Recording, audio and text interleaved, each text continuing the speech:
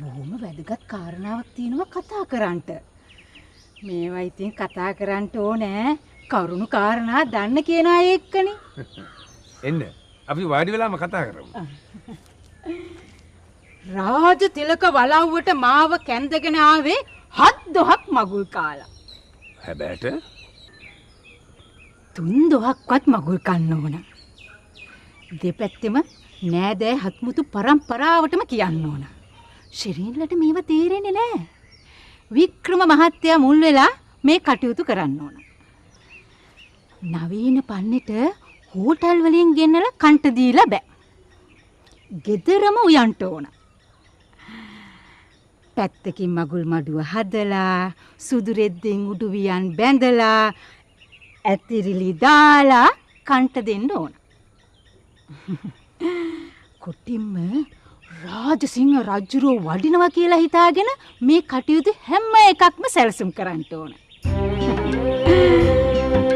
ලොකු පුතාගේ මගුල්ගේත් හරියට මට කරගන්න බැරි වුණු එකේ මේ මගුල්ගේ හොඳට කරගන්න ඕන.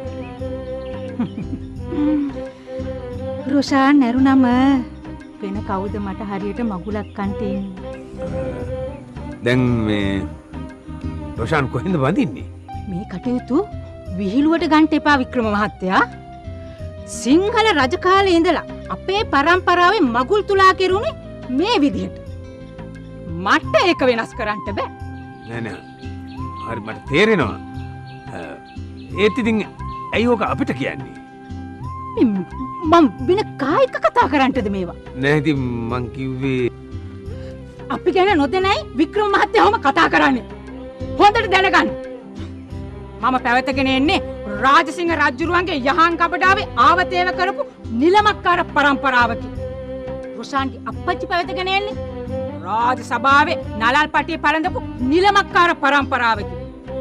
රොෂාන් වගේ ඔය කුල පාරිශුද්ධ කෙනෙකුට මේ ඕනෙම තැනකින් හිරයක් ගන්න පුළුවන්. හිතන්න එපා.